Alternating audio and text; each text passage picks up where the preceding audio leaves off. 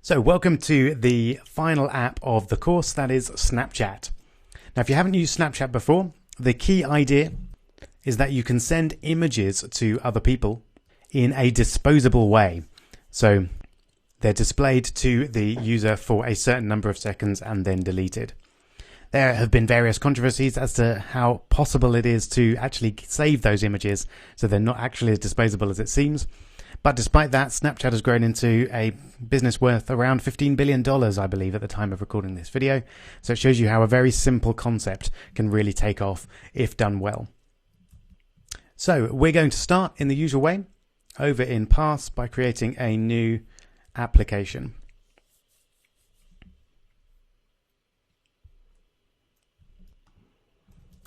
So I'll call it Snapchat for Android. And create app. There we go.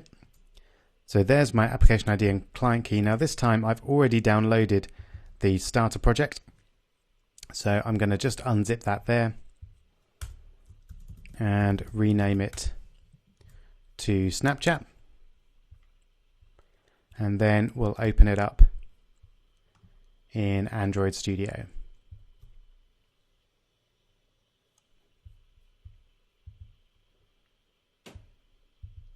There we go. Now, in terms of our login screen, I'm going to keep it super basic this time. So I'm just going to require the user to enter a username and nothing else. And what I'm thinking behind that is partly to show you a new login system rather than create one exactly the same as one that we've created before. But also think of this particular version of Snapchat as being more like a kind of disposable system. So Snapchat is all about being secure and disposable, though the images are deleted after a few seconds, etc. So I'm going to take that concept slightly further and imagine that two people might want to be completely anonymous on this system, and they might just create accounts specifically to send and receive images anonymously and disposably. So let's see how we're going to do that.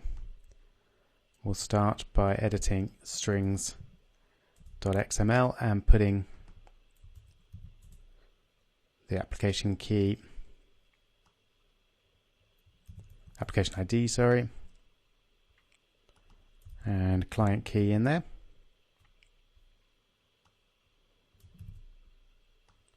And we'll do a quick rename to Snapchat as well. All right. And we'll jump over now to the data browser. I'm not going to do a connectivity test this time. I'm pretty confident that everything's been done right. So let's fix this first. Changing that to app compat activity. And then let's go over and create our login screen. We'll get a nice Snapchat image.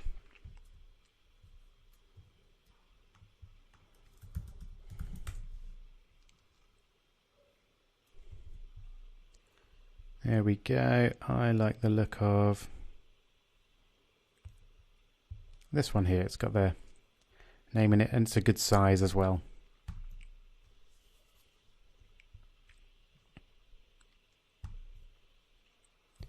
So we'll save that on the desktop. Then I might make it slightly smaller actually. So we'll go for a width of 400. And I'll do a little bit of cropping. It's a bit tall there.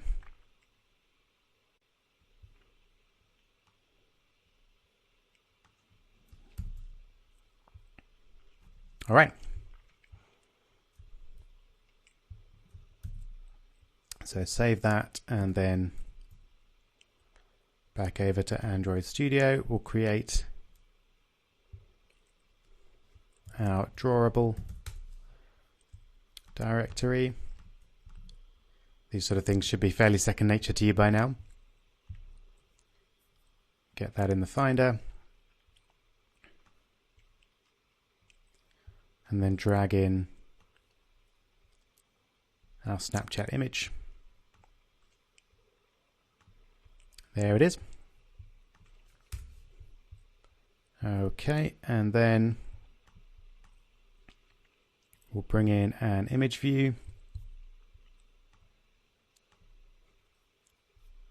for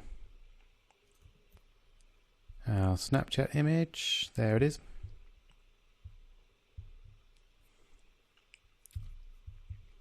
Great. Happy with that. And then we'll have a text field. Actually, we don't want it to be centered. Be better to work with different screen sizes if we put it below the image view, like that.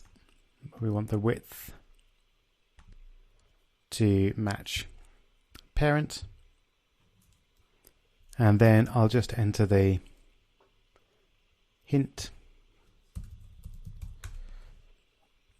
to be username.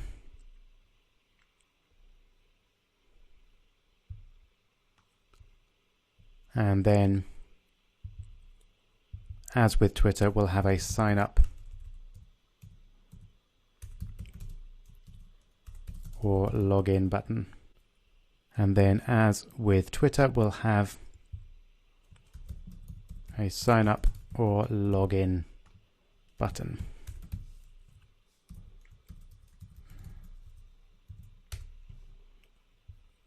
So you notice I'm just having a username there. So that's obviously a pretty insecure method, and it will allow anyone to have access to anyone else's account. But you might be able to imagine situations where only a username is a good idea. And we'll just see how it works for demo purposes here. I'm not definitely suggesting that you should do this in your secure apps. So our on-click method is going to be sign up or login. And there we go. I'm just going to move that button down very slightly.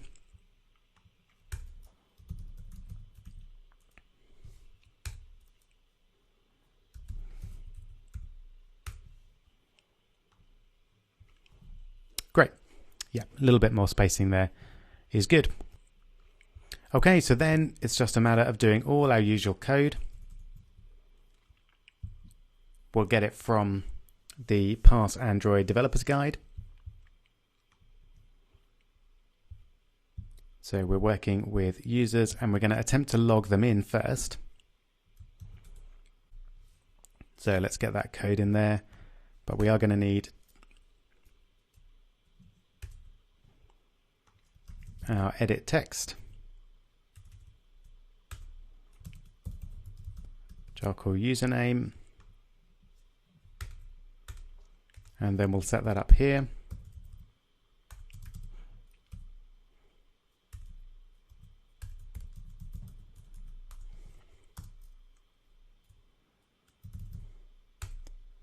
You're familiar enough with this by now.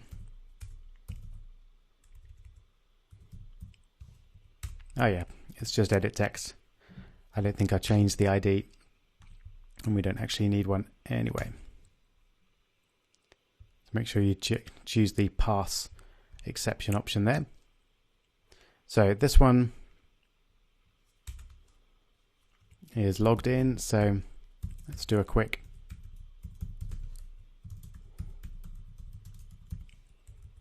message there saying that we're logged in. And if login fails, we'll attempt to sign them up.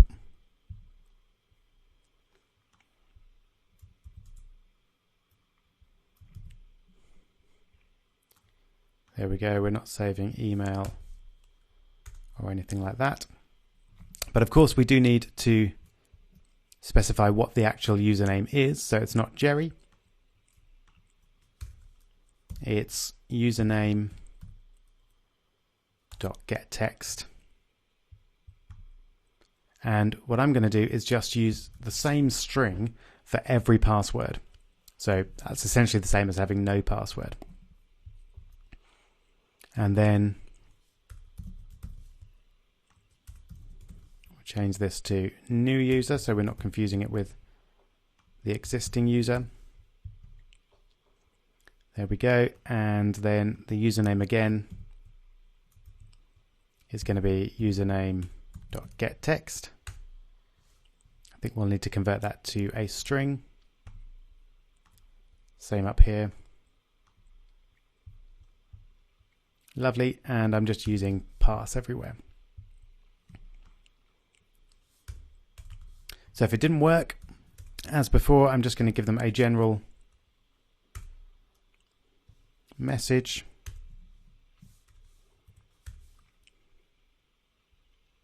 And we'll have the application ID, application context, as we're inside this callback here. Couldn't sign you up. Please try again. Have length long. And if it did succeed,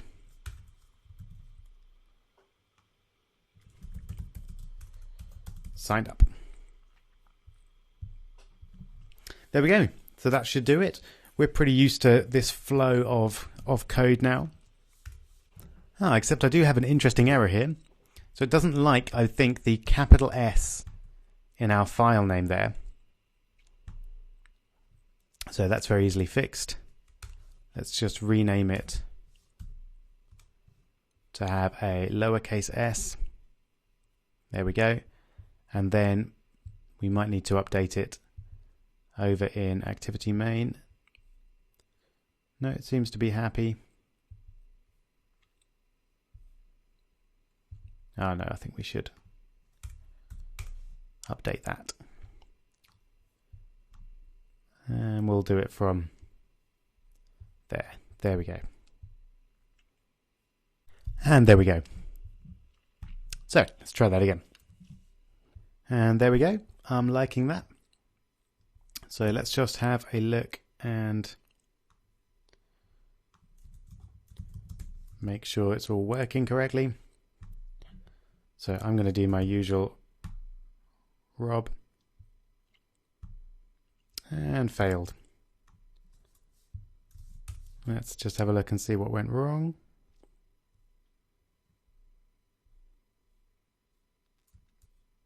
Yes. Did you spot the error coming?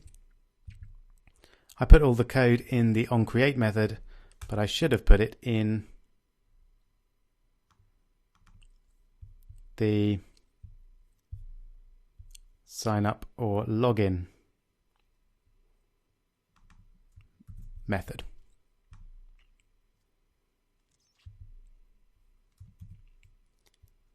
There we go.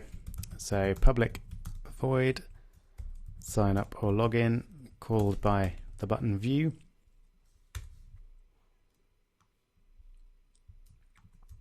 And everything goes in there.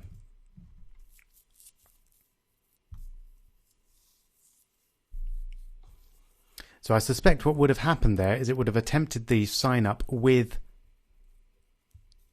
nothing in the username field and therefore failed. Interesting why we didn't receive a toast, which I would have expected. But maybe I missed it. So let's give it another shot now. Rob, sign up or login. Let's have a look. It didn't crash at least, so I'm feeling optimistic. There we go.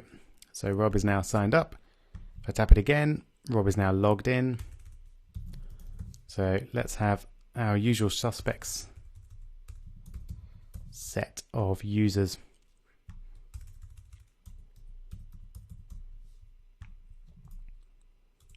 All right, and not that we really need to, but let's just jump over to the parse data browser and make sure that our users are there. Yep. There they are. Wonderful. So we've got our very simple login screen up and running now. In the next video, we'll create the user list to find people to send our images to.